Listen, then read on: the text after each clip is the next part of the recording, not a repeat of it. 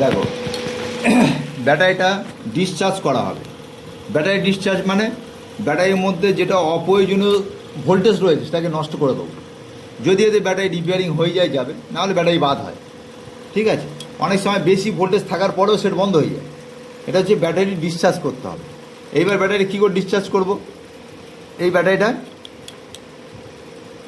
নবটা খুলে দেবো, এইভাবে নবটা তুলে দেবে, সমান করে ধরে চাকার দেবে, কোনো দিকে পাস করে দেবে না। পাস করে দিলে কী হবে, ভেঙে যাবে পিন।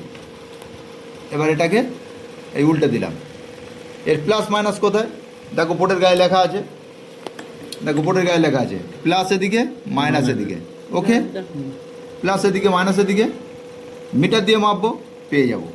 দেখো ভোল্টেজটা মিটার দিয়ে মাপবো, মিটার নিয়ে গেলাম, মিটারে রাখবো।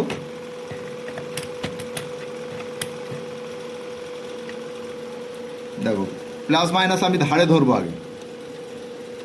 দেখো এই যে একটা মোটা পিন ধরলাম আর এই একটা মোটা পিন ধরলাম, কত দেখাচ্ছে -3 ভোল্ট, তাই তো? আবার ঘুরিয়ে ধরলাম, তার মানে ভুল ধরেছি। এবার ঠিক আছে, ঠিক আছে। কারণ এটা তো এইভাবে থাকলে যখন লাগানো হচ্ছে তখন তো এইদিকে চলে আসে, প্লাস তো এইদিকে, তাহলে এটা তো প্লাস, এ তো এইদিকে উল্টে আছে বলে ওরম হচ্ছে। এইবার কি করব, এটাকে ফ্লাশ করে দেবো একবার। দেখো ফ্লাশ বলতে টুইজার ধরে প্লাস মাইনাস একবার শর্ট করে দেবে, 1-2 বার।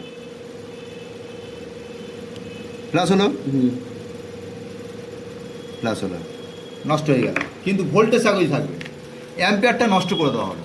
দেখো ভোল্টেজ, দেখো ভোল্টেজ পাবে, ভোল্টেজ নষ্ট হয়ে গেলে ওই ব্যাটারি আর চলবে না, অ্যাম্পিয়ারটাকে নষ্ট করে দেওয়া হলো।